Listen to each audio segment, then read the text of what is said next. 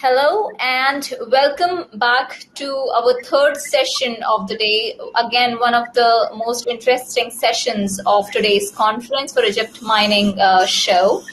So it is technology and innovation in the mining sector and the future perspectives. So let us now begin with the first speaker, who is Michelle Ash. She is the Chief Executive Officer of Geovia, and she would discuss about digital transformation. So let me just share her presentation with you.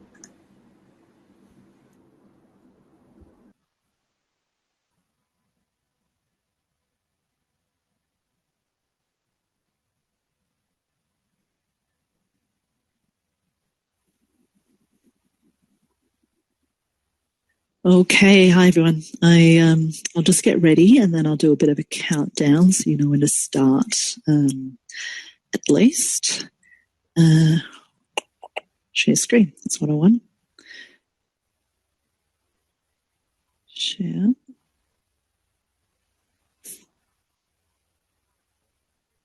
Okay. Okay, so ready. So 3, 2, 1.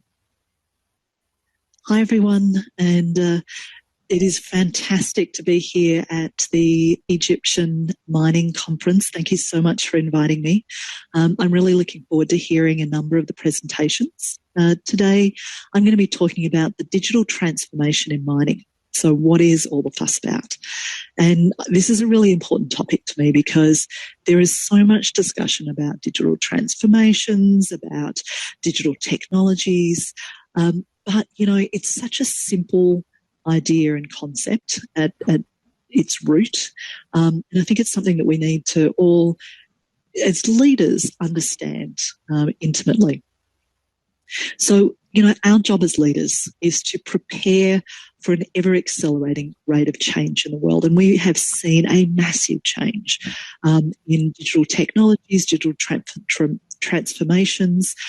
You know, over the last decade especially, there's been a rapid acceleration and proliferation of digital technologies, different providers, different ideas and concepts, but it can get really confusing. And so our job as leaders really is to understand some of these technologies, understand some of these concepts, be able to simplify them, apply them appropriately into different problems that we might be trying to solve, but most importantly, prepare our teams for this ever-increasing rate of change and to be comfortable with some of these digital technologies. And frankly, some of them you and I interact with every single day, and so do our teams, so do our team members. So it's becoming actually less and less of a stretch. In fact, if anything, it's becoming more and more noticeable that we don't have the capability to use some of these tools in the workplace. And that's something we also need to change. So what is digital technologies? What are these changes? And in fact, mining has been going through a digital transformation for some time, certainly since the early 90s when I first started in mining. And I think a number of you will remember, especially in geology, where we used to use those very large A0 size cardboard, or not cardboard, sorry, transparencies. We would draw a lot of the geology by hand. We would draw them you know, and colour them, the different colours, etc. And when we moved from that to CAD, you know, I actually still remember when we got our first computer at the mine site that I was working at. I was fortunate enough as a blasting engineer to be one of the first to move my designs from paper, pen, calculator to CAD Excel spreadsheets, etc. So that movement is digitizing the work that I was doing. Then, we all saw the shift to using a lot more computers, high-powered computers. We would have laptops, we would have mobile phones, and that's an important point. So computing power, communication systems. And some of you might even remember when we carried around those big bricks, and then we had the flip-out phones, and now we basically have a small supercomputer that we carry around in our pockets. We can take video, we can take photos, we can do Word documents, we can connect to the internet and find out all sorts of information. And then more recently, the proliferation of this data and information because of IoT sensors. So just like this phone this watch, it is a phone as well, interestingly enough, this watch that I have on my wrist, it takes my heartbeat, it takes my oxygen measurements, it works out how many times I breathe. Just like that is detecting my bodily functions.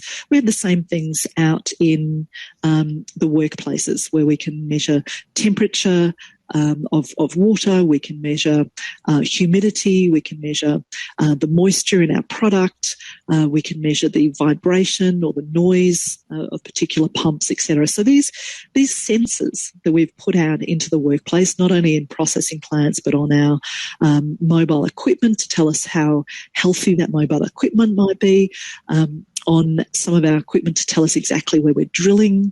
So we've got now GPS location, etc. That proliferation of data, and in some cases, many, many petabytes. In fact, I think most trucks now have, somewhere between half a petabyte and 2 petabytes of data coming off them every day. We can now sort that data and make sense of that data using various artificial intelligence techniques, machine learning techniques, so whether that's computer vision or neurolinguistics programming or other methodologies. And they're just fancy algorithms, fancy mathematical equations, fancy ways of thinking and doing computing and to some of this data that we're collecting. And look, that transformation is important because what we're really trying to do is we are now trying to say there are 5 system level innovations that we really need to solve. The first one is global ore body intelligence. So we need to find ore bodies faster, cheaper and more completely. So we need to know down to the last gram, we need to know to the last metre where all of our ore body is. And if you can imagine if we could do that, how much more organised, planned, orderly, etc. we would be. And a lot of that can be enabled through, again, through digital technologies, through this digital transformation, getting data faster, core scanning, or getting laboratory data faster, or using analytics, artificial intelligence, machine learning, etc., to understand insights in that data, visualizing it. Autonomous and electric mine, those two things go hand in hand. Autonomous equipment creating a lot of data because of the various sensors that it has, often onboard computers, not only, sort of like a brain, but also a little bit like, the way that we have ability to sense at our fingertips. It doesn't have to all go back to the brain. And that's what edge computing is really around. You can actually have at the end of something, like our fingers, you can have a response or a small amount of computational information. It can make decisions without necessarily having sent all of that data back to a centralized function and then send the information back. Autonomous electric mines going hand in hand. Once you do both, you can then really fundamentally redesign the mine. Think about, what equipment we have, what we mine, how big we mine, etc. Precision extraction, which is really around how do we more precisely remove the metal of interest and at best, worse, the mineral of interest and leave a lot of that waste behind. Not only about metallurgy and the ability to understand the link between mineralogy, metallurgy, geology, and some of the processing capability that we have. But, also, again, understanding the ore bodies and actually at the extraction level. Symbiotic development, how do we bring some of these technologies and this information again back to the communities to help create shared prosperity? So, the sensors that we use for water detection, for pH detection, for temperature detection, why can't we use those that same information to improve agricultural production? Why can't we take some of those autonomous equipment, the understanding and the insights, and again use that for industry, agriculture, create industries? And then, of course, disruptive business models. One of the great things about some of these technologies, and especially some of these digital technologies, is it starts redefining and getting us to rethink why we go about doing things that we used to do. And often it's because, we had to do things physically, or we didn't have this computational speed. And now we can do things quite differently. And I think blockchain is a really interesting example of that, where it starts breaking down the fundamentals of the corporation and what we can and can't do, how we can trust one another, etc. So all of these enablers are underpinning this digital technology. There's nothing too crazy about it. It's really around high-speed computation, again, which has come down dramatically using cloud computing. Most of us have a supercomputer, as I said, in our mobile phone. Cheap, high-speed communications. Here where I'm beaming from you at the moment, I'm about an hour and a half north of Melbourne, and I use satellite technology for my internet service. Years ago, that was only available to NASA and massive corporations because it was so expensive. Now, it's $100 a month or something along those lines. So again, a dramatic change. Some great sensor technologies and interesting developments in quantum sensor technology, cognitive and spatial computing, augmented as well as artificial intelligence, which we spoke about. So, rapid change in a number of those base layers that I spoke about before. So what does that mean? We can get information faster and cheaper, which means we can understand and have insights both faster, and we can use data more easily and more often, which because of the price. The way we can then think about moving material fundamentally differently. We don't have to have a human there because we can sense, we can have computational power, we can change the way we think about electrification, etc. And so that has a range of optionalities for us, takes people out of those things that are unsafe, less healthy options for them. We can bring them into the workplace. They can work remotely.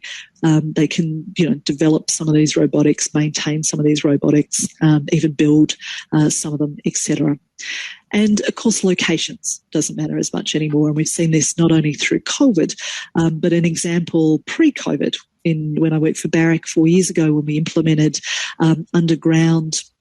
We wanted the operators. We couldn't think of the appropriate sensors to put in place. So we thought, well, we'll have people put in some information. So we gave everybody an iPad, one of those small iPads, in order to put the information in. The other advantage, though, is that it had FaceTime, it had connectivity, because we wanted to understand some of these metrics and tasks that people were doing. And so one of the advantages was the guys started to FaceTime. So rather than a supervisor having to travel for 2 hours from one part of the pit to another part of the pit, they were able to go, to FaceTime and understand the problem, co-design the solution. They could even, talk to the maintenance teams, make sure that they had the parts when they came.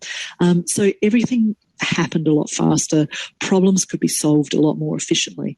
And now, through COVID, that's happened even more dramatically, where we can now do co-creation remotely of cities, of engines, etc. You don't have to be in the same room. You can actually design with somebody in 4 dimensions, 3 dimensions, using some of these digital technologies. So what does this mean? This basically what these technologies allow us to do is then create simulations, create virtual twins.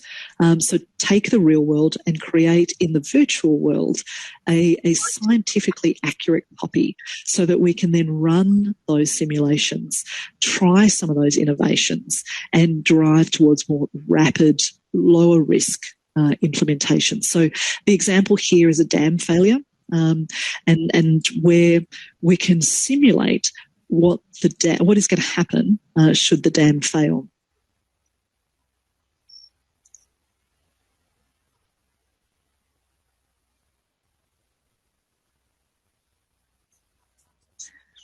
So here you'll see we've included the terrain, the dam wall itself as it was designed. We've then simulated a dam failure and a series of dam failures by different causes, and then had a look at how does the slurry, in this case it's a tailings dam, what happens once that slurry is then released, how does it move, where does it go to, and what are the forces that it creates. And of course, we can then understand what are the vulnerable populations, what are the vulnerable, parts of the ecosystem, what might be some vulnerable infrastructure, and, look to both shore up the dam, but also protect those people and protect that environment and protect that infrastructure. Similarly, in mine closure, one of the things that happens often in operations is that we do activities and we don't necessarily understand the impact on the final mine closure costs or the mine closure activities. So again, we can run those simulations and create some certainty.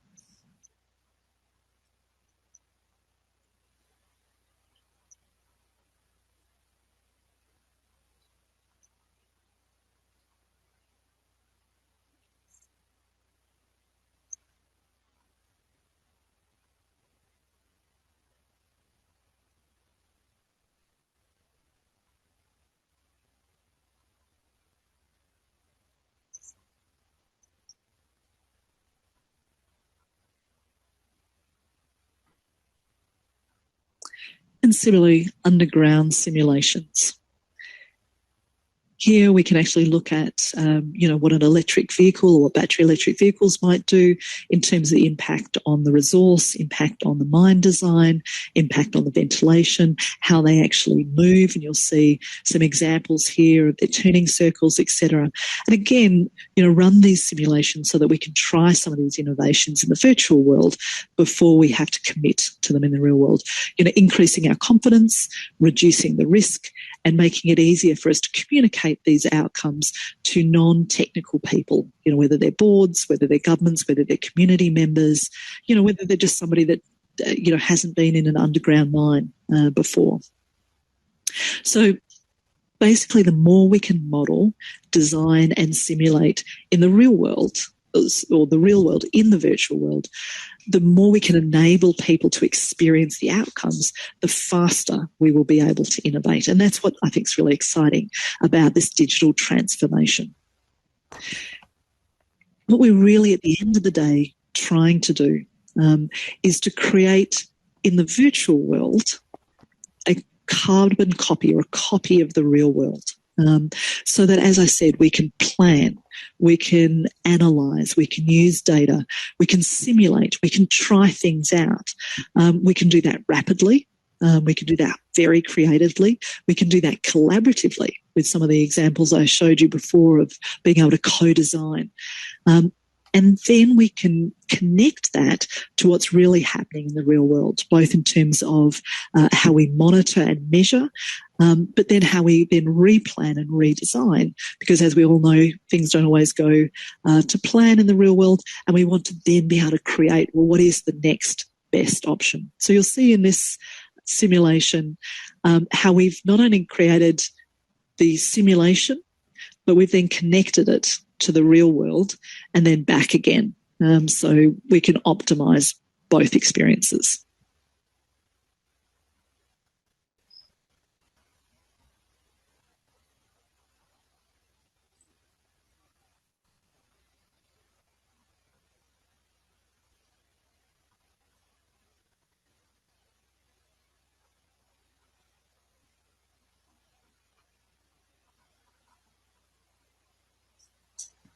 So here's the real world. And you'll see it now tying back into the simulation.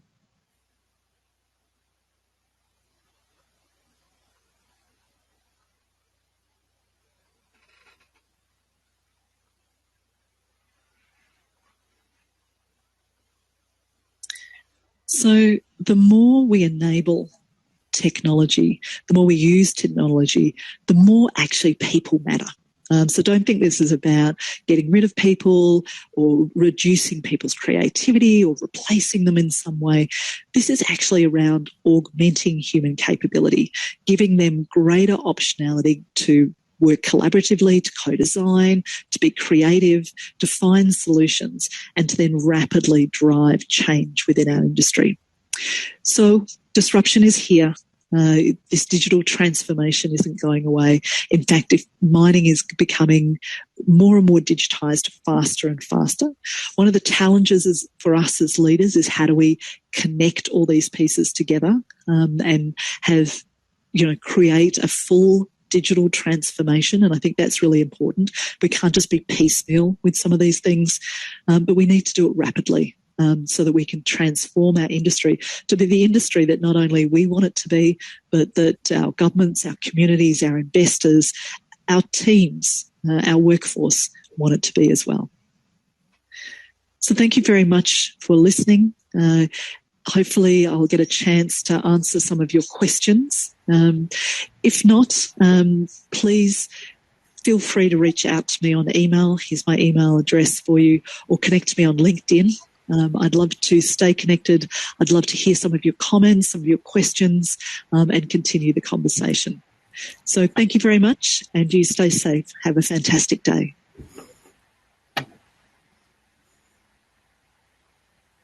Thank you.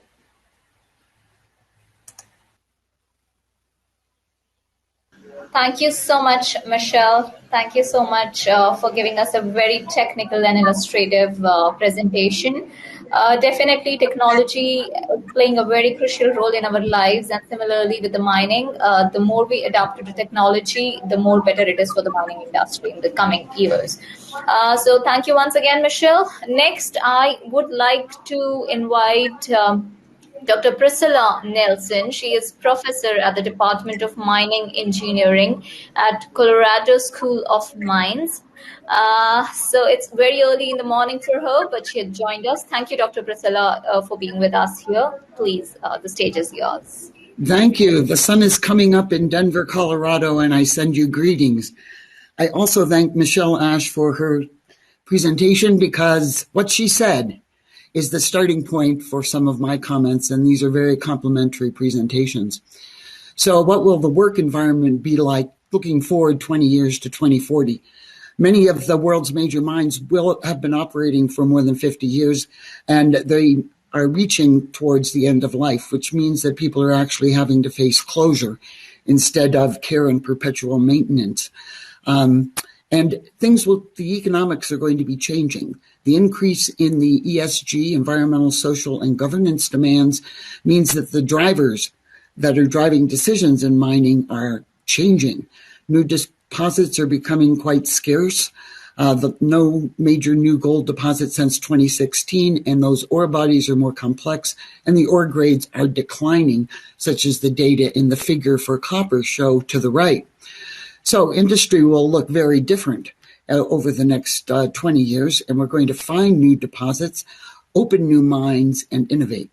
But we must be aware that capital is becoming more and more difficult to obtain, or is being returned to shareholders. So we also need to remember that capital we return to shareholders will not necessarily come back into the sector. So we have to look like a viable what I call the Global Earth Resource Management team that is integrated, producing the materials that the Earth is demanding, that society is demanding. Technology is being introduced at an accelerating pace, primarily to unlock improvements in productivity. And by 2040, the digital solutions that Michelle was talking about will be business as usual. But jobs will change. There will be more jobs, but different jobs and less on site. So many organizations have thought about the industry's journey and identified all sorts of transformations that they see happening. But I think there's a different approach in my mind that is actually going to be driving these major changes and creating the resources that actually are chosen to be invested. So we need to be aware of what the major drivers of change are. We have energy transition and global climate change, the access to ore, ES&G, that includes tremendous interactions with the community, thinking about water, green production, and biodiversity.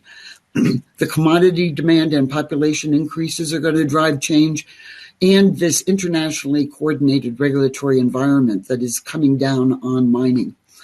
Dean Garrett from Newmont had this quote that says, you do a survey of technology, oil and gas is about 10 years behind the technology curve. Mining, he finds, are about 30 years behind the technology curve. So this is going to happen between now and 2040. But this digital transformation, which includes cybersecurity, which Michelle didn't really talk about, but is incredibly important if you're going to rely on this digital transformation. We also have workforce transitions, and we also have tailings management, those dams that Michelle was talking about.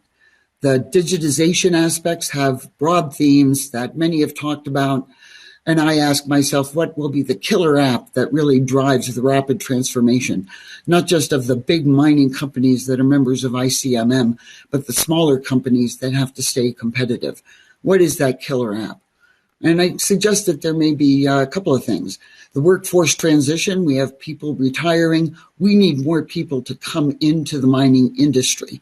And to do that, we need to nobilize, make more noble the job of becoming an earth resource manager. In most of our undergraduate curriculum or graduate courses, people are thinking about how mines operate today. And we've been graduating students who can run the mines of today, but we have not been graduating those who are going to run the mines of 2040.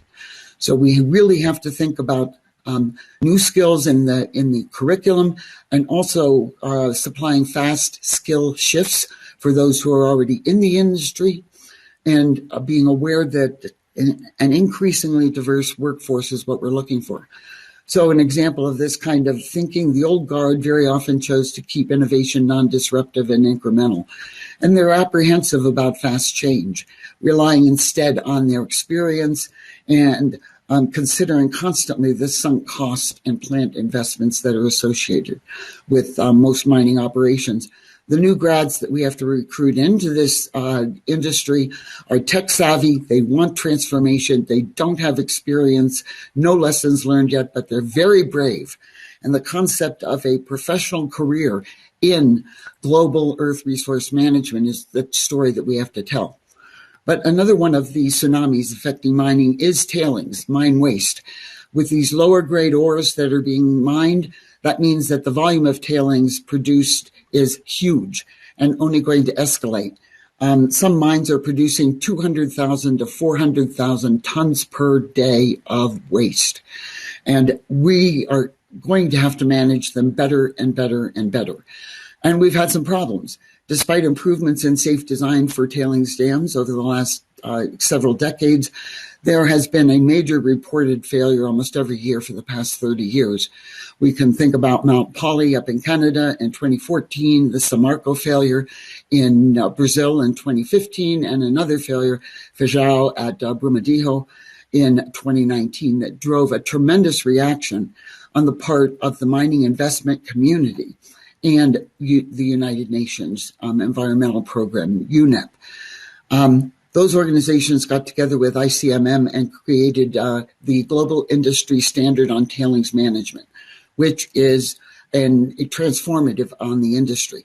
And it's going to be the driver that makes the opportunity, I think, for the implementation of digital technologies to happen even faster. But there's tremendous challenges because the degree of oversight that's required for conformance to the GISTM is huge, and we estimate the number of people that are needed to be skilled and trained and involved in the management of tailings is going to grow by a factor of 10 over the next 5 to 10 years. This is a transformation, and it's going to happen. So those high expectations that come from the Church of England, PRI, UNEP, and ICMM are going to drive engineers of record, people who manage overall tailings facility, huge.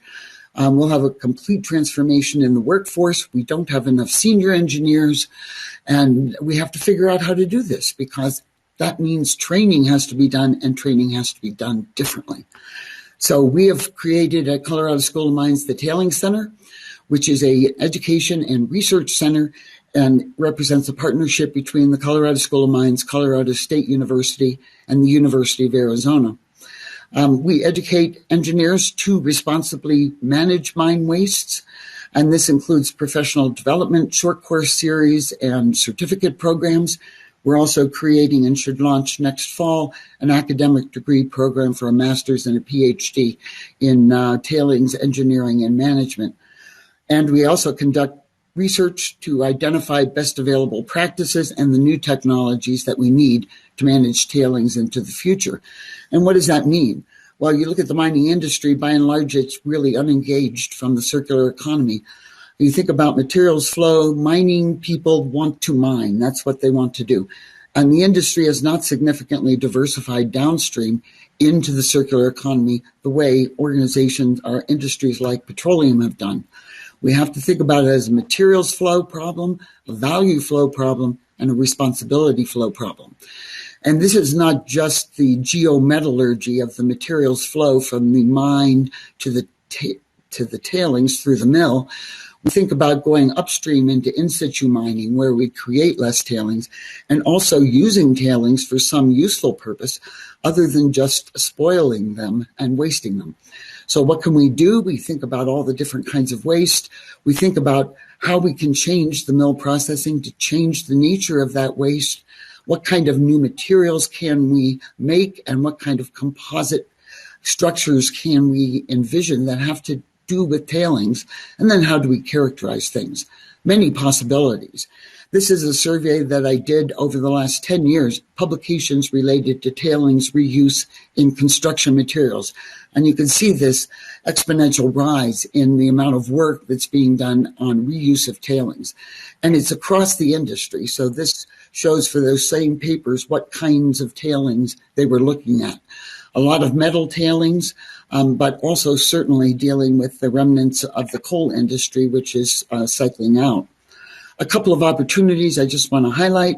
We know now how to make substitutes for concrete that do not involve normal cement production, which is a tremendous producer of CO2, using alkali-activated materials and actually stoichiometric mineral polymers that are like plastics, which are carbon polymers. You can make silica alumina polymers in the same way with the same degree of control. We can also look at the fiberglass manufacturing world, where glass fibers are made from melting silica and pulling fibers, making them into all sorts of products. This is a revolution that happened in the 20s and 30s of the last century. Well, we've also got people who are melting natural rock. Not too unusual. I mean, you look at the basaltic rock in Hawaii, it is obvious that the earth has melted its own rocks and produces its own glass fibers, which we in Hawaii call Pele's hair.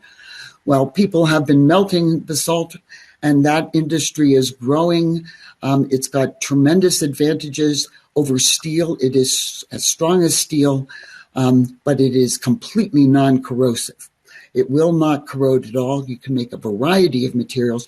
And if we can melt basalt, which we do, we can also melt tailings and make glass fibers from the tailings themselves. So what I'm suggesting is that we're going to have a call that mining is going to be thinking about the circular economy, thinking about the stewardship responsibilities relating to mining operations and metals production, which is shown on the green side, but also thinking downstream and upstream to the stewardship responsibilities that are related to product formation and recycling and minimizing the volume of tailings. So it's going to be a very interesting world in the future. And I'm going to stop sharing and say thank you very much for listening to me. I hope you had a some ideas in your head that you didn't have before. And please feel free to get in touch with me at the Tailings Center in Colorado School of Mines in the future if you have any questions. Thanks very much. Thank you so much, Dr. Priscilla. A very interactive and a very nice presentation by you. I'm sure that would have ignited few questions in the audience mind. Please put up your questions in the Q&A section you have for Dr. Priscilla, and she would be happy to answer you all. So moving ahead, the next presenter in line, we have Dan Taranik. He is the Managing Director of Exploration Mapping Group. He would talk about the mineral exploration and remote sensing. So I would just quickly play his presentation for all of you to see.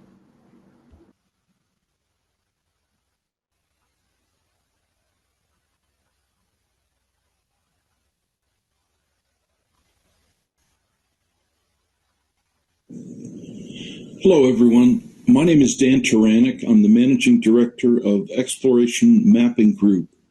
We are a global leader in geological remote sensing for mineral exploration. I'd like to thank the Egypt International Mining Show for the opportunity to present to you here today my talk entitled Mineral Exploration Remote Sensing.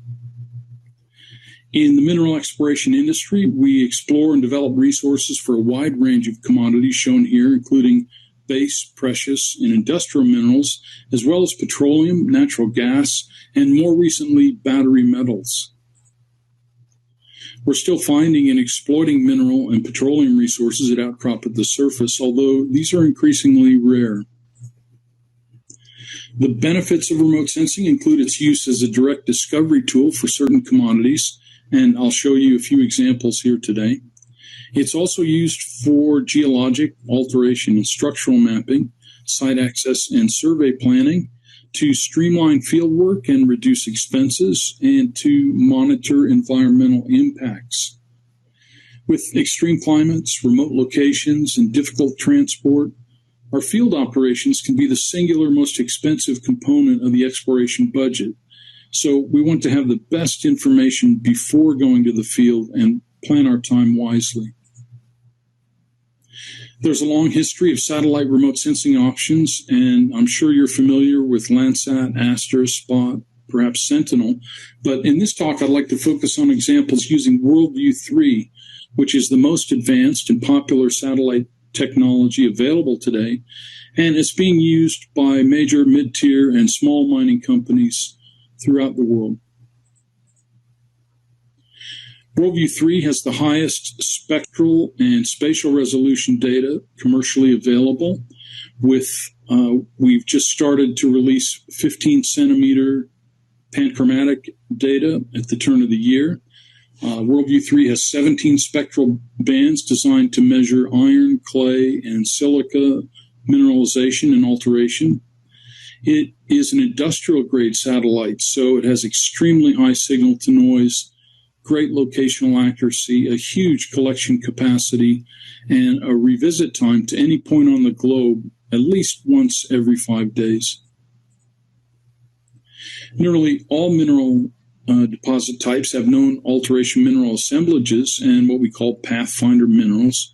The ore deposit types shown here in Dick Silito's Economic Geology paper from 2010 show the principal intrusive and sedimentary related ore deposits and the alteration zoning patterns associated with them.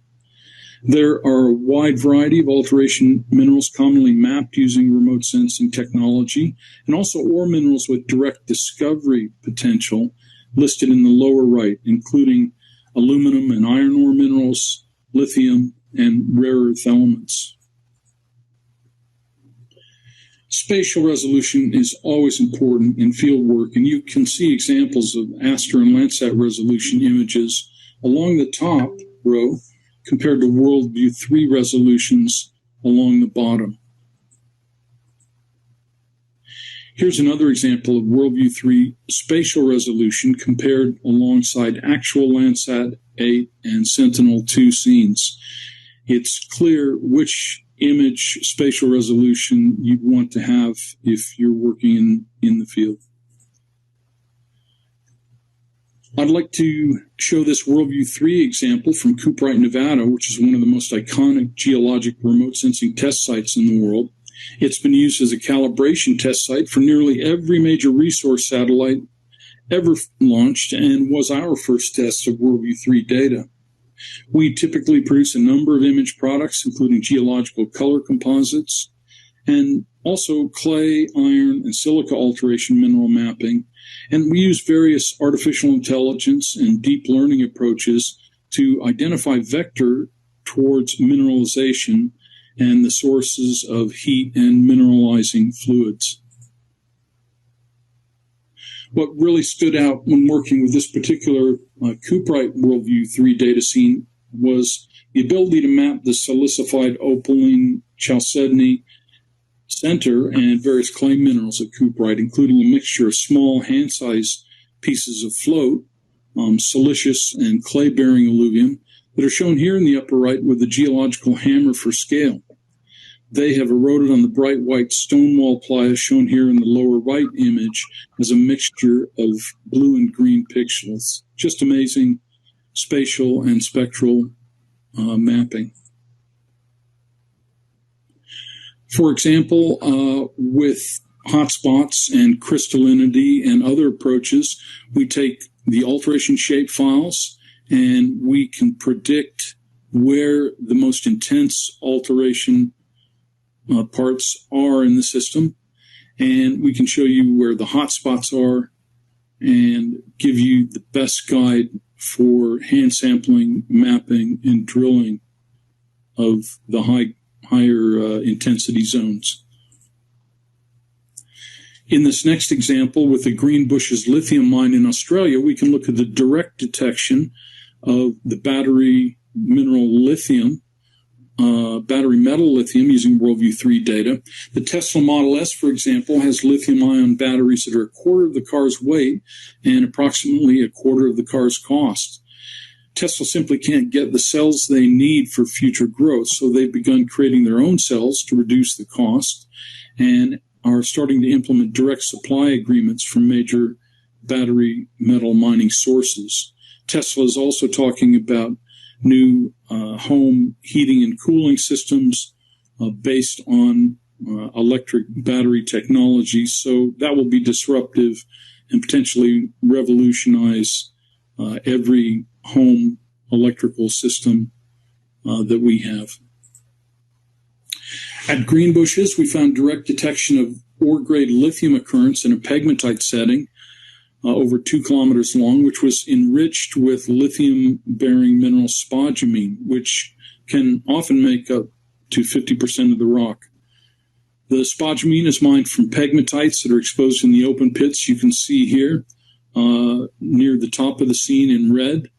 And there are also ore blending facilities and the drying pond that you see on the left-hand side, colored in red. The ore grade locations have been verified with ground control. Our next example involves another battery metal linked to the emerging future energy trend of battery power. And this example shows the Mountain Pass rare earth element deposit in California. It's a world-class rare earth element mineral deposit in a carbonatite setting with ore-grade material containing 8 to 12% rare earth oxides. At Mountain Pass, we use Worldview 3 data for direct identification of the rare earth element ore minerals, in particular the mineral bastnasite, which contains the rare earth metals cerium, lanthanum, neodymium, praseodymium, and yttrium. And bastnasite is completely nondescript. It almost looks like a goethite dusting and is very much indistinguishable with the naked eye. But here we're seeing it from nearly 600-kilometer satellite orbit. Remote sensing is not just for arid and semi-arid regions. We also have many clients in tropical and forested regions using Worldview 3. You can see examples here on the left-hand side. The image pair shows clay alteration in off-road tracks. The center scene pair shows primary ore signatures, in this case the bauxite ore mineral gibbsite, in plowed artisanal fields. And on the right, we can see iron alteration in livestock and human footpaths. Further examples of exploration remote sensing in heavily vegetated regions include the argillic alteration vegetation stress in the left-hand scene pairs, where you can see the parting of trees because of the alteration system. In the middle, we can see individual plant health measurements. Every bush, every tree is being mapped individually, and that is showing the relative health of vegetation and the detection of some alteration systems. And on the right, we can see further examples of geobotanical alteration anomalies on the right. This example shows direct petroleum detection and mapping with WorldView 3 in a delta region with ground control maps to verify the known oil contamination. This petroleum occurrence most closely matches the oil on marsh plant spectral end member, seen as the pinkish color in the lower middle of the spectral curves. We have extensive spectral libraries for a variety of not only minerals, but hydrocarbon types, including the spectral response of fresh pooled oil, weathered oil on a beach, various oil water emulsions, asphalt, oil shale, tar sands, and methane, ethane. Also note in the lower left, the boat on the riverway, you can see obvious natural color indications of petroleum seeps. So in this particular WorldView 3 scene, we're mapping oil on the ground, on vegetation, and in the water. In this final example, I wanted to show how we use WorldView 3 to detect and monitor materials associated with leaks, seeps, and spills, including the petroleum and vegetation health direct measurements already mentioned, but also ethane, methane, clay minerals, iron minerals, as we've seen earlier in the talk, salt and red mud associated with aluminum refining, and different soil compositions to recognize problems early on before they become liabilities. These images serve as a snapshot in time that establish a baseline environmental condition for future reference. They help you with ongoing site development and remediation. They can document regulatory compliance. They can be used as a tool for due diligence if you're acquiring ground or processing facilities. And importantly, as a tool for emergency planning and disaster recovery in the event that there is an environmental incident. To acquire WorldView 3 data, all we need is an area of interest to search the global WorldView 3 archive for any existing data. We have a collection planning team with global weather specialists, and they'll generate a new tasking feasibility report showing how long it will take to collect new data based on historical weather patterns and factors such as snow, monsoon, sun and elevation, blackouts, and cloud cover histories. Again, we pass over any point on the globe on average once every 5 days. Thank you for your time, and if you have more questions, please contact me directly or visit our booth where we have more information about exploration and remote sensing, and we can help answer any questions. Thank you. Hello, everyone.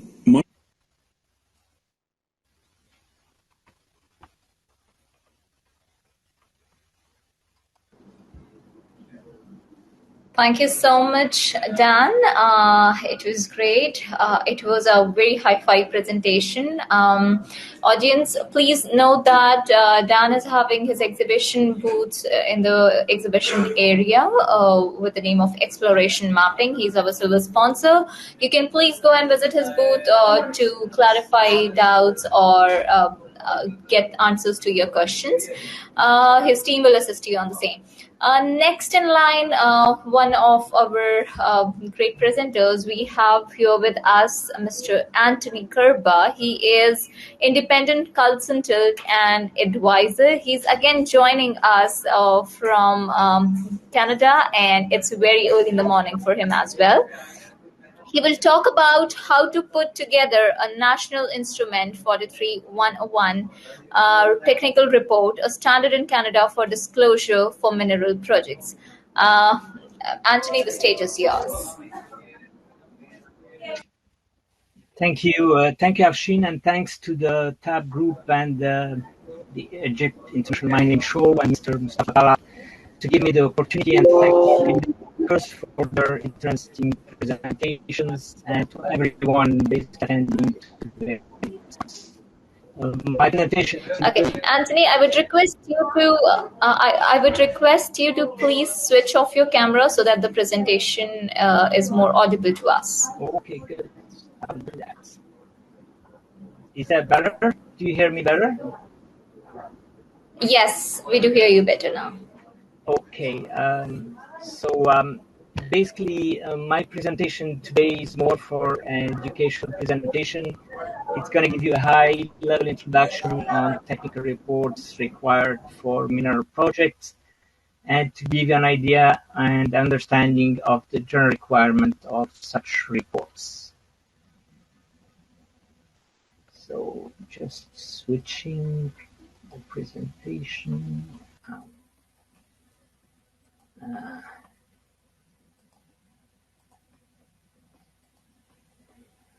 I'm just trying to switch the presentation, the page. For some reason, it's not taking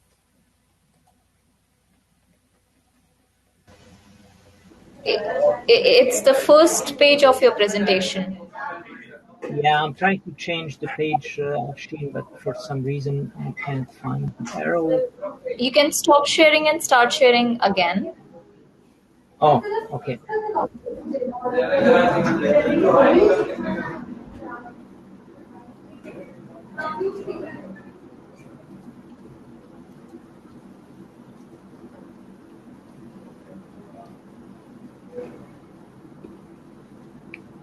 So do you see the presentation? Okay, good. Yeah.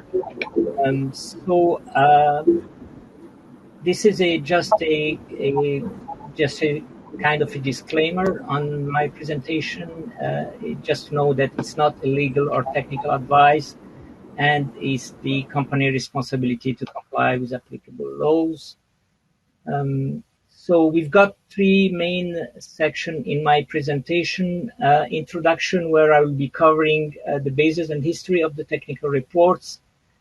I will then list some general guidelines, and I will follow with a brief description of the requirement on each chapter. If I have time, I've noticed that I have a very limited time considering the presentation I put together, so I'll try to be very, maybe I'll put a high level on each chapter very quickly.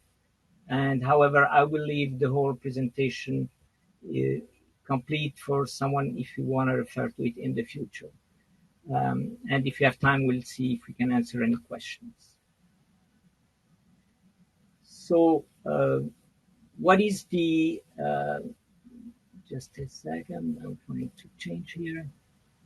So in 1995-96, a group of companies known as Pre-X Mineral announced a significant amount of gold was discovered in Indonesia. And what happened is that brought their stock from $1 Canadian to 286 Canadian dollars in the Toronto Stock Exchange, with a total capitalization of $6 billion.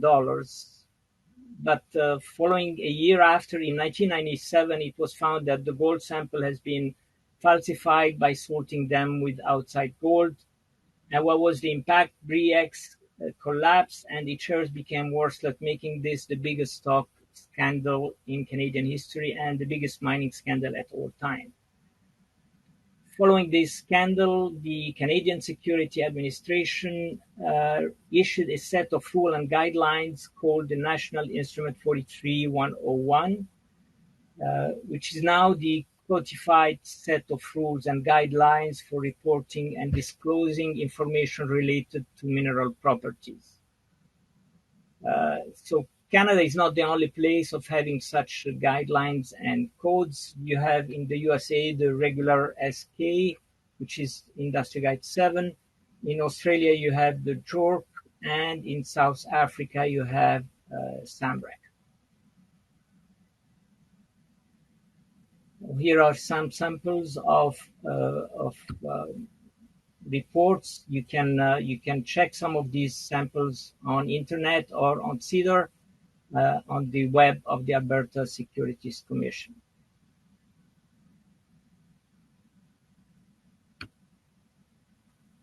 So what is an E43-101 technical report? As you are aware that the main target of a mining project is to advance the mining exploration from discovery to production, operation for 10 to 15 years and more, which require important investment to build the mine infrastructure and or process plant. So as you all know, the different stage in the life cycle of a mining project is exploration, evaluation, pre-development, development, and production. In the short of such regulation and guidelines, a technical report following the same codification of NE 43-101, which we'll be presenting a high-level introduction today, would be a comparable report to inform companies, investors, potential investors, or shareholders and their advisor on exploration results. So the report in general is based on information verified by independent qualified persons having relevant experience, often independent of the company and property, such as independent geologists, association members, or other professionals. The information could also be collected, documented, and verified under their supervision. So the report will usually have a title page, a date, and a signature page. In general, the effective date, which can sometimes be the cutoff date of the information, and the issue date of the report, and usually different. You'll have a table of content, and you'll have the write-up and illustrations which describe the different chapters. I will go through. This is the table of contents in the two slides, but I'll be giving a small highlight of each one of them. As a general guidelines, I would like to report that the report could be read by persons not familiar with the mining and mineral business, such as general public, bankers, investors. So therefore, the report language should be clear for someone not familiar with the field to understand. In the beginning of the report, the author certificates indicating the section in the report falling under responsibility under declaration of no conflict of interest. Add in the beginning of the report an appendix, a list of abbreviation and acronym used in the report and their description explanation. At the introduction of each chapter in the technical report, try to explain what is the purpose of this chapter and the subject that it will cover and conclusion to be drawn. Here is a few sample of the certificate of qualified person, which are added to the reports. Those are the qualified persons certifications. So use a clear sample style and avoid lengthy sentence. Add, when possible, tables, maps, drawing, figures, pictures, etc. to provide clarification and to support the finding presented in the report. So to monitor the progress of the report, sometimes it's easy to have a division of responsibility kind of Excel file listing the report chapters and the qualified person in charge of each chapter and section, and the company or consulting firm to whom the QPA works and which role he or she is taking in the report. Here are some illustrations you can see, you will find in the reports usually. Tables, maps, figures, or drawings showing flow sheets or layouts or general management drawings. So I'll go very quickly on the chapters since the time is running. As I mentioned, we have 27 chapters. I won't be able to cover them all on my presentation since the time is very limited. However, I'm going to leave the information on the presentation for your reference. So in the chapter 1, which is the summary, you will provide a small narrative and summary of the key project outcomes coming from the reports. And basically, you should try to follow the same order you will have in the reports. You will indicate the person that have contributed in the report, and any acknowledgement of persons in the report will be indicated in that section. In chapter 2, introduction, so you will go through the information collected on the responsible of different chapters. If there was a site visit, you will indicate the date, the location, and who was present at that visit, the sources of information, where did you get the information. If there was a database or there was different reference, you will indicate it there, and any acknowledgement also will be included into the introduction. Chapter 3, the reliance on other experts. You will add the list of other experts used on the report, and if there is a disclaimer of responsibility, you need to add the source, the qualification, the reliance, the risks, and the verification and application of those disclaimer applied on the responsibility of the different QP or responsible person. Property description and location. You will claim the numbers and applicable jurisdictions, the property survey, the location of the property, any royalties, any environmental issues and or concerns, and the permits required or existing permits. On the chapter 5, the accessibility, climate and local resources infrastructure, you will talk about the topography, the access to the site, the proximity of other mines or other locations, the climate, and the infrastructures. In chapter 6, you will go through the history of the mine, if there was a previous ownership, and the exploration development that was completed or done in the previous. Any historical data you have, you will be sharing that historical data in the report, and you will also discuss of any production that was completed from that property in the past. Geological setting and mineralization, the chapter 7, you will be talking about the property description, the regional, local, or property geology, and the mineralized zone. You will be describing the zone encounter, the property distribution, the type of the character or characters surrounding the rocks in the area. Chapter 8, the deposit types. In that chapter, you will be describing the mineral deposits being investigated.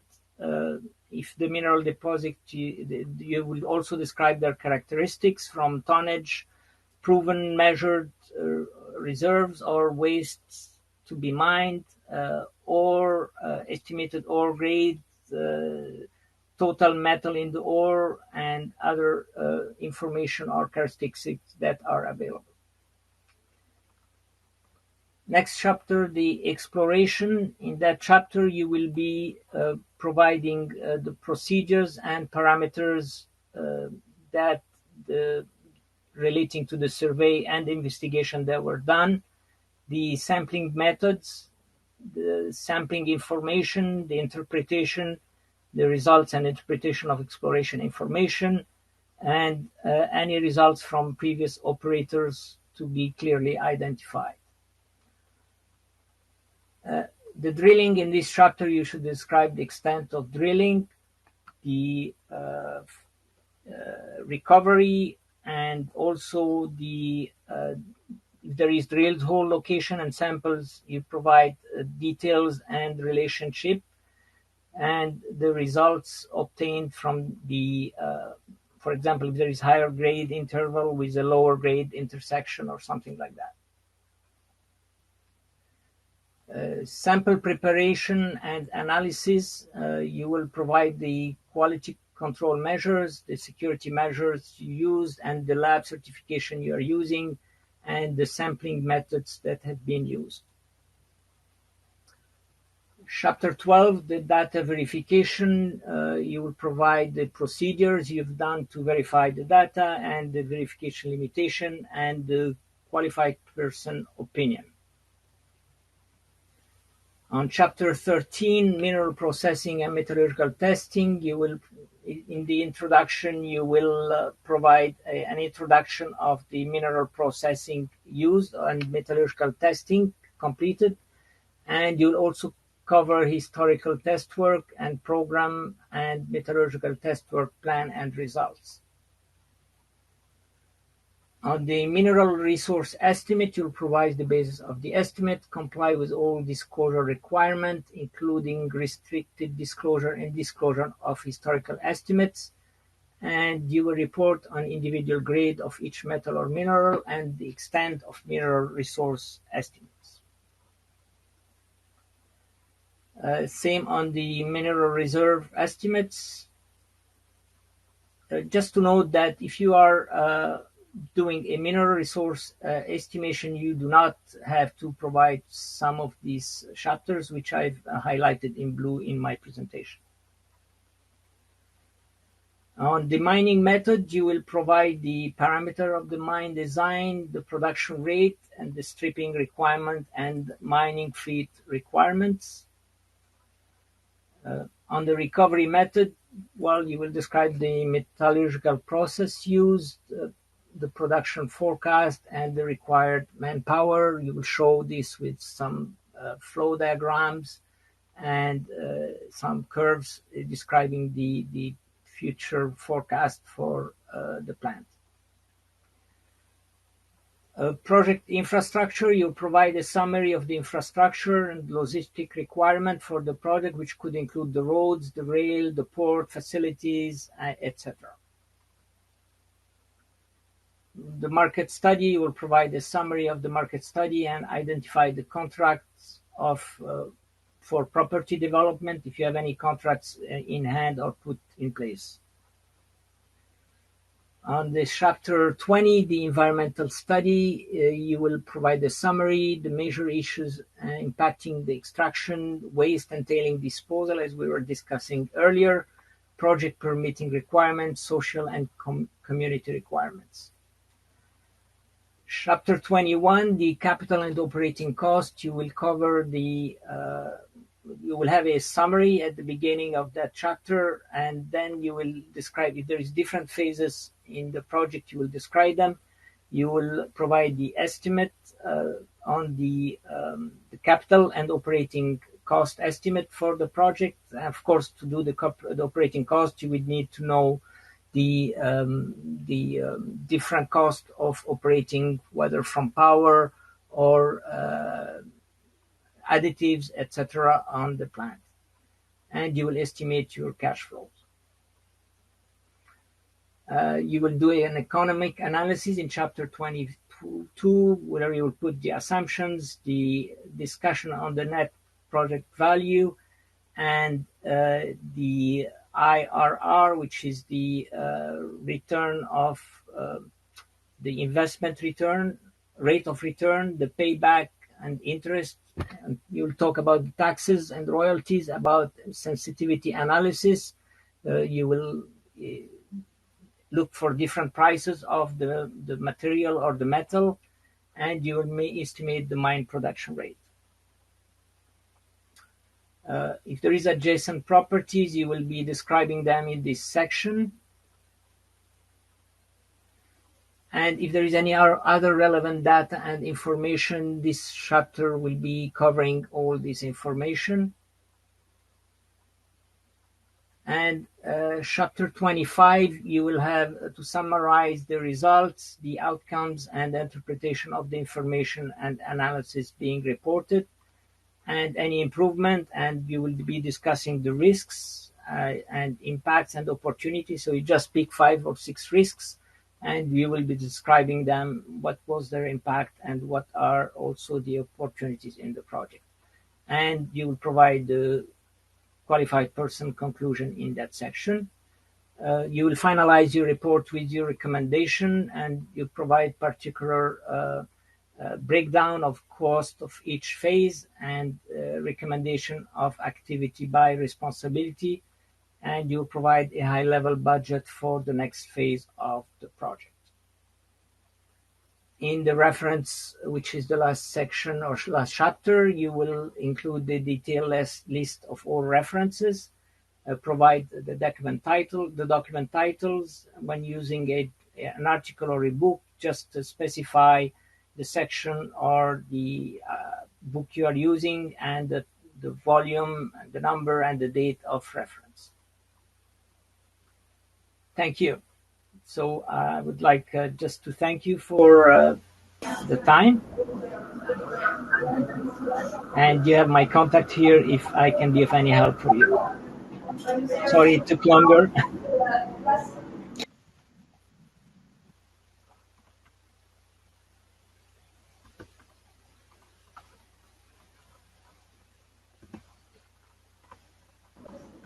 Thank you so much, Mr. Karba. It was a very descriptive presentation by you. Thank you so much once again.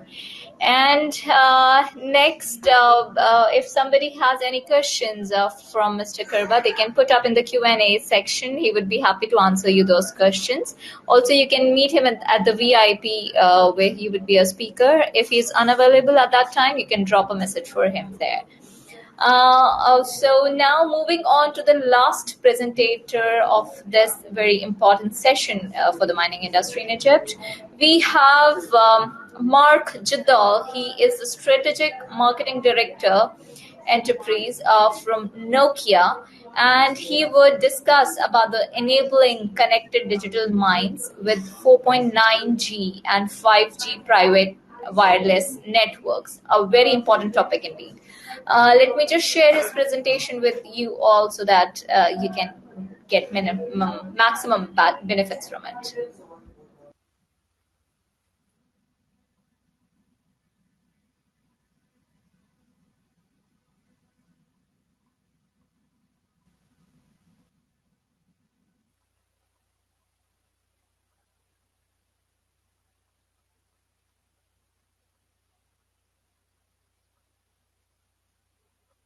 Hi, I'm Mark Jadal from Nokia, and I'm delighted to present at this virtual event. In the next 50 minutes, I'm going to tell you about the role that industrial-grade private wireless networks will play for providing mission-critical and business-critical communications to the mining industry. Then, I will zoom in on the roadmaps, capabilities, and use cases for 4G and 5G. And finally, we'll explore a few case studies that illustrate why the network can make or break your digital transformation journey. You surely know that it's a common practice in mining to start the work shift with a short safety moment. As this is a virtual event, there's actually no need to spend time on a safety brief, but it's a good opportunity to give you this important message. While many of us are still subject to social distancing and travel restrictions, let us also realize that COVID-19 has created a unique opportunity to rethink our business and operational practices. The case for innovation in the mining industry has never been more compelling than today. Driven by the need to reinvent operations, increase safety and sustainability, and optimize productivity and efficiency, investments in Industry 4.0 solutions have steeply risen over the past years. This has placed the mining industry at the cutting edge of industrial automation in the 21st century. In the future, mining operations will be free from injuries and fatalities, employ just-in-time productivity to deliver tonnage on demand, and provide improved efficiency. On the right-hand side of this slide, you see some of the key technology enablers for making this vision come true. Most of these shouldn't come as a surprise. But to get the best out of these technologies, having high-performance wireless connectivity in the mining areas is essential to the digital applications they enable. Unfortunately, many mines still rely on legacy networks that weren't created to cater for the demand of ultra-broadband and mission-critical use cases. And this is where 4G LTE and 5G come in. But let's first watch a short video about the fourth industrial revolution and discover what an industrial-grade private wireless can mean for the mining industry. Nokia industrial-grade private wireless is powering Industry 4.0 today and the 5G revolution tomorrow. Your own dedicated network, connecting everything, person, and data point, and untethering endless possibilities. Automating and improving mining operations requires connectivity beyond Wi-Fi and professional mobile radio. Nokia Private Wireless provides reliable, secure, low-latency connectivity that unearths peak productivity and automation, total situational awareness, and mission-critical communications for remote operations. Let's dig a little deeper. With 360-degree situational awareness, you can get the widest possible picture of safety and sustainability. Connect machinery, vehicles, staff, and IoT sensors for remote health and safety monitoring. Get data from sensors, cameras, drones, and more, and use video feed analytics to remove workers from hazard. Autonomous vehicles push all the right buttons for productivity, efficiency, and safety. Power autonomous drilling and hauling for 24/7 operations. Use AI and predictive alerts to avoid obstacles while monitoring remote automated operations in real time. Nokia industrial-grade private wireless, powering the new age of mining and every other industry from now to next. Nokia. The impact of this digital transformation on mining productivity can be substantial. In this kind of presentations, you often get a ballpark figure of about 20% productivity increase. But here's a more detailed analysis done by some of my colleagues at Nokia. I'm not going to dive into the details, but as you can see, automation is impacting the whole value chain.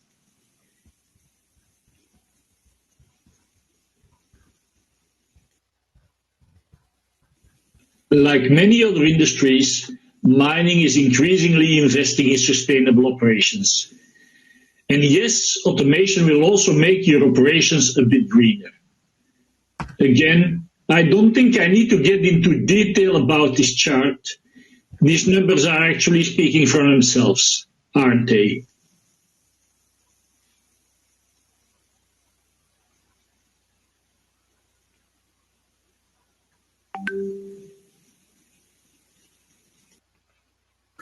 Now, why am I talking so much about the network today? Well, the choice of network technology can actually make or break your transformation journey. On this slide, I'm showing a few examples of where the network turned out to be a real showstopper, interrupting operations, causing truck collisions, and even putting people's lives in danger.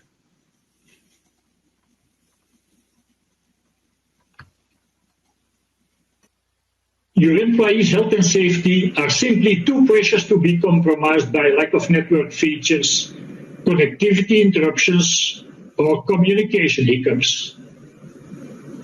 Many mining companies are still relying on old wireless network technologies that weren't designed for digital operations. CCTV cameras and drones crave true mobile broadband with sufficient capacity. Remote-operated vehicles and machinery require low latency and mobility support. And emerging IoT and analytics applications need to connect massive numbers of wearable and non-wearable devices and sensors while dealing with huge volumes of data.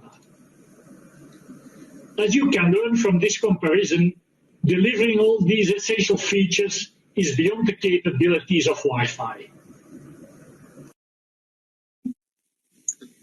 Incidentally, most of us are already carrying an ultra-reliable wireless technology in our pockets today. Used for a decade by mobile operators worldwide, 4G LTE cellular networks have all the features and characteristics required by the vast majority of business-critical and mission-critical mining applications. Since a few years, these capabilities have also become available for enterprises through industrial-grade private wireless. It's the closest that one can get to 5G. That's why we're calling it 4.9G at Nokia.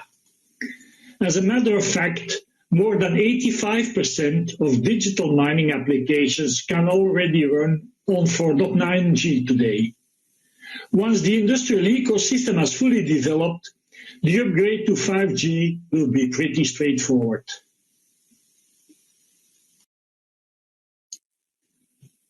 On this chart, you can immediately see the big advantage of deploying private wireless. There is only one network needed, one single infrastructure for fast, reliable, and secure data, mission-critical push-to-talk and push-to-video communications, as well as for real-time video transmission. Compare this to current wireless networks like Wi-Fi and WiMAX that weren't designed for frequently changing mining environments that need permanent, pervasive, and predictable network performance.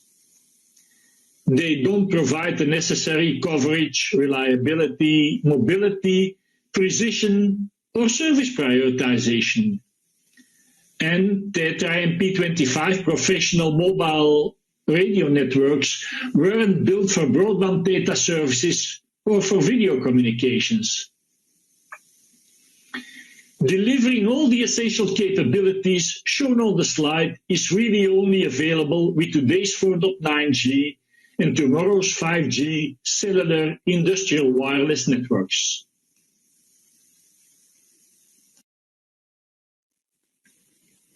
Here's an interesting case study that is really showing the business value of private wireless. We got these numbers from Komatsu, who's deploying Nokia LTE with its autonomous haulage systems around the world. On this chart, they are comparing the performance of their fleet connected over LTE versus over Wi-Fi. And as you can see, the network reliability has dramatically improved, with a direct impact on truck productivity and efficiency. Transition to LTE reduced the communications errors per truck operating hour by 85%. And this resulted in production increase of 250,000 tons per year.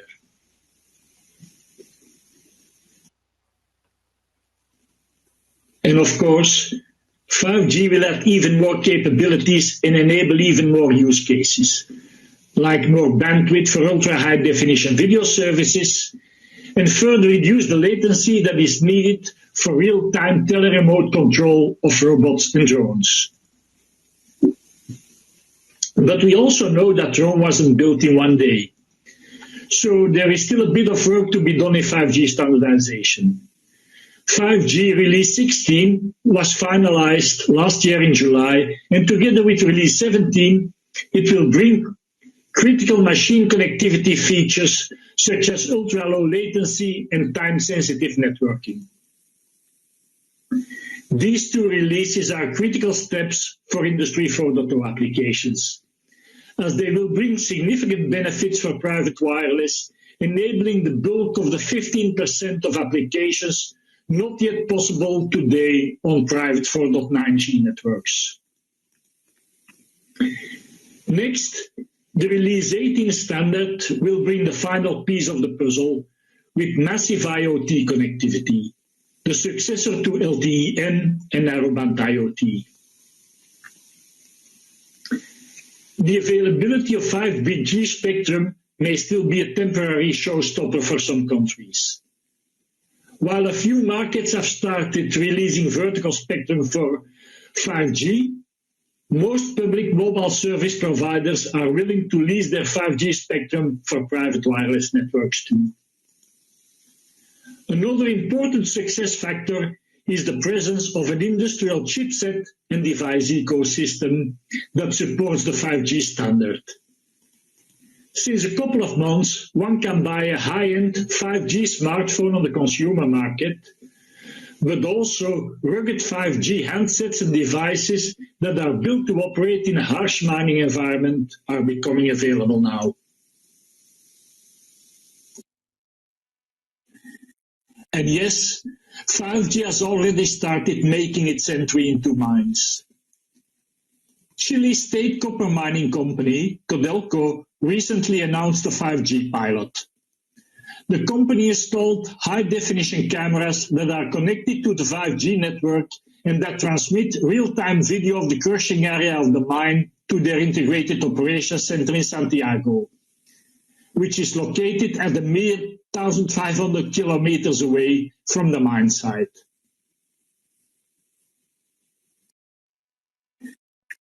While surface mines have a relatively large space available for infrastructure deployment, the confined space in underground mines introduces extra complexity. In underground environments, the network needs to deliver reliable wireless voice and data services to support miners and machines that are working together across blind production areas, where all activities and communication are limited by narrow drifts and galleries. Though the antennas may be slightly different, the same wireless network technologies can be deployed above and underground. Here's another underground project that was recently announced. Nornickel and Nokia successfully completed rollout and testing of a private LTE 5G-ready wireless network that was deployed in the deepest mine in Eurasia, a mere 875 meters below ground surface. I realize this was a pretty dense presentation, but if there's one thing I want you to take away today, it is that digital technologies will help you create safer, more sustainable, efficient, and productive mines. At Nokia, we believe that building a state-of-the-art 4.9G or 5G private wireless network is the best starting point for achieving more agile and automated surface and underground mining facilities, to respond more quickly to the opportunities of an increasingly demand-centric world. If you're looking for more information, there are some interesting white papers and use cases available on our web pages. And of course, our subject matter experts are at your service during and after this event to discuss your specific needs and help you take your business to the next level. So thank you for listening, and if you need further information, please contact me on this address.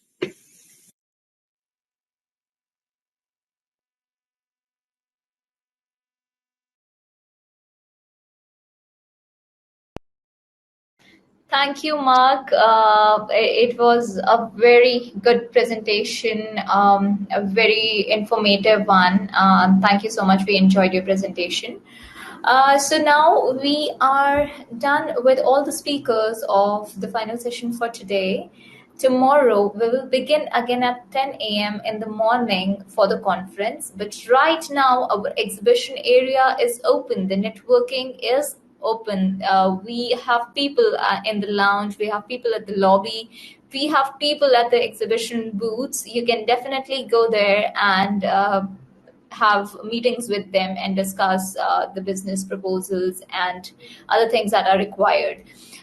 So our platform, our event is open for another hour, and after that we will begin again tomorrow in the morning at 10 a.m. Be sure to attend our next session of the conference tomorrow morning. Thank you so much, one and all. We have had a very great event today. Thank you again.